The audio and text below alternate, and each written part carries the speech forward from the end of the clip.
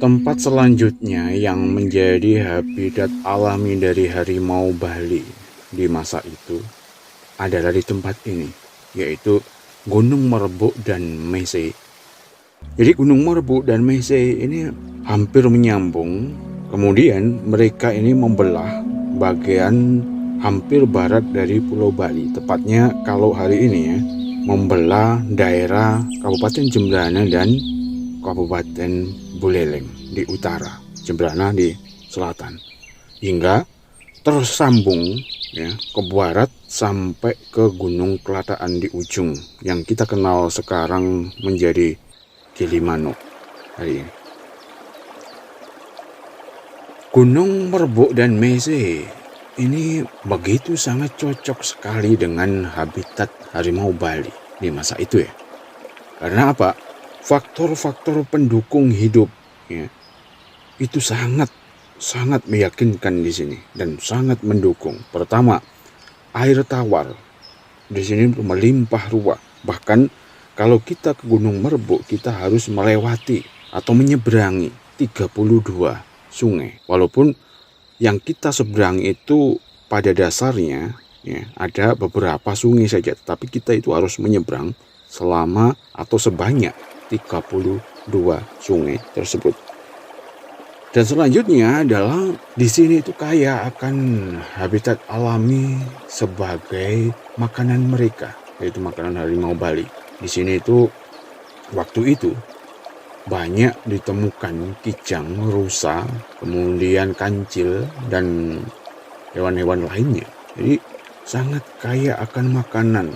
Jadi si predator sangat membutuhkan makanan dan di sini berlimpah ruah makanan di waktu itu. Faktor ketiga, faktor selanjutnya adalah lokasi di sini tidak begitu terjal amat. Walaupun tidak datar ya, tetapi juga tidak landai. Ini cocok sekali untuk dilalui oleh harimau Bali. Jadi kan kita kadang menemukan yang gunung atau perbukitan itu terjal begitu ya. Tetapi di Merbuk dan Mese ini dominan, walau ada yang terjal, tetapi dominan itu di sini itu kebanyakan tidak rata tetapi tidak terjal. Inilah habitat atau kesukaan dari harimau Bali. Kemudian rute di sini itu banyak sekali kita menemukan rute dari perjalanan harimau Bali. Jadi kalau harimau itu ya sering saya ulas ya, dan sekarang saya ulang lagi. Mereka ini punya jalan, punya rute tersendiri. Ya, hampir seperti manusia. Jadi mereka ini tidak menerobos belantara hutan itu ya, memotong lintas atau bagaimana, atau menerobos semak-semak yang sulit itu tidak. Tapi mereka ini punya rute. Ya, dari sarangnya menuju tempat buruan, tempat mengasah kuku, tempat mencari minum itu tetap ya. Itu tetap mempunyai rute-rute tertentu. Jadi mereka ini hampir, saya ulang lagi, hampir mirip-mirip dengan manusia. Bahkan kalau ada rute yang dipakai manusia itu juga dipakai oleh harimau Bali. Yaitu ada perjalanan dari tempat mereka berburu menuju kediamannya, dari kediamannya ke tempat mencari minum, dari tempat air minum menuju tempat pohon-pohon untuk cakar-mencakar itu, mengasah kuku. Ada lagi perjalanan ya di hutan itu, bekas-bekas jalannya itu menuju tempat bertemunya dengan pasangan itu ada. Kemudian kalau malam mereka ini untuk menunggu mangsa itu di mana gitu ada. Dan ini Gunung Merbuk ini sangat cocok dan banyak ditemukan rute bekas dari harimau Bali di masa itu. Sering saya mengatakan bahwa ya ini memang ini menjadi tinggal kenangan harimau Bali. Walaupun kita menyusuri tempat dimanapun, tetap harimau Bali ini tinggal kenangan. Tetapi kita yang di sini itu karena penasaran, timbul dari penasaran yang begitu sangat besar, akhirnya kita itu istilahnya belum menyerah untuk mencari mereka dengan berbagai cara ya, di zaman ini. walaupun itu memang tidak ada karena statusnya sudah menjadi punah.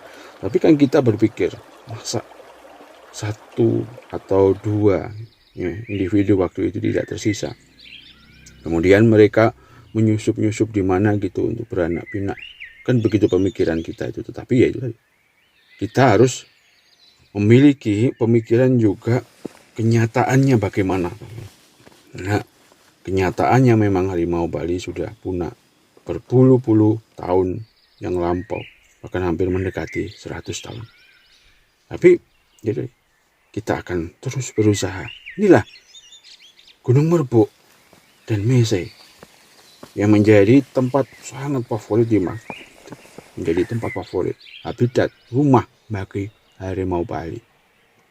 Semoga kita masih terus punya keyakinan dan punya energi serta faktor-faktor pendukung lain untuk terus menyusuri dan meneliti tempat-tempat lain yang tersembunyi untuk bisa memastikan bahwa memang benar harimau Bali ini memang sudah tidak ada atau ada setitik harapannya kan gitu.